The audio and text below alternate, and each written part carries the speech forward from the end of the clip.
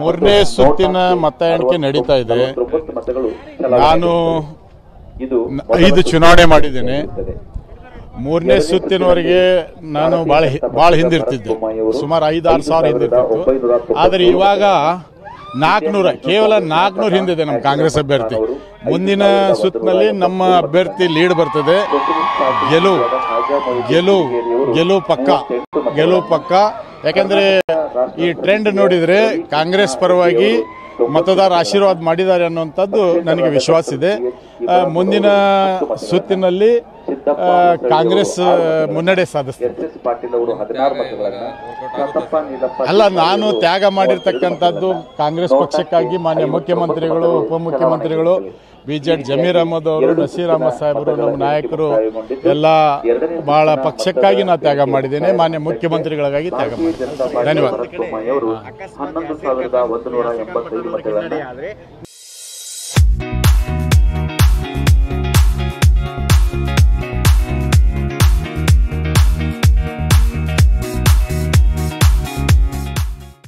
ನಿಮ್ಮ ಹೇಳಿಕೆ ಬಹಳ ಡ್ಯಾಮೇಜ್ ಇಲ್ಲ ನೋಡಿ, ಅಲ್ಲ ಅದು ಯಾವುದು ಏನು ಕನ್ಸಿಡರ್ ಆಗಿಲ್ಲ. ಬಿಜೆಪಿ ಅವರು ಸುಮ್ಮನೆ ಅವರು ಒಂದು ಬಂಡವಾಳ ಮಾಡ್ಕೊಂಡಾರೆ.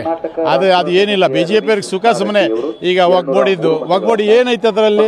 ಸುಮ್ಮನೆ ಬಿಜೆಪಿ ಅವರು ತಮ್ಮ ಸೋಲಿನ ಭಯ ಅವ್ರು ಇರೋದ್ರಿಂದ ಇಂಥವೆಲ್ಲ ಹೇಳಿಕೆ ಕೊಡ್ತಾರೆ. ಅದಕ್ಕೆ ನಾವು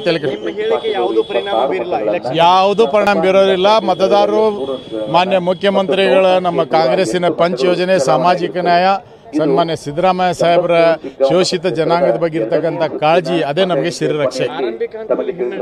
ನೋಡಿ, ಆರಂಭಿಕ ಹಂತದಲ್ಲಿ 400 ಹಿನ್ನಡೆ. ನಾ ಹೇಳ್ತಾ ಇದೀನಲ್ಲ, ನನ್ನ 5 ಚುನಾವಣೆ ಅನುಭವ, 5-6 ಸಾವಿರ ನಾ ಹಿನ್ನಡೆ ಇರ್ತಿದ್ದೆ. ಇದು 300-400 ಹಿನ್ನಡೆ ಭಾಳ ದೊಡ್ಡದಲ್ಲ. ಮುಂದೆ ಬಂದಾಗ ನಾವೆಲ್ಲ ಲೀಡ್ ಬರ್ತೀವಿ. ಗೆಲುವು ನಮ್ಮದೇ ಆಗ್ತದೆ. ಧನ್ಯವಾದ.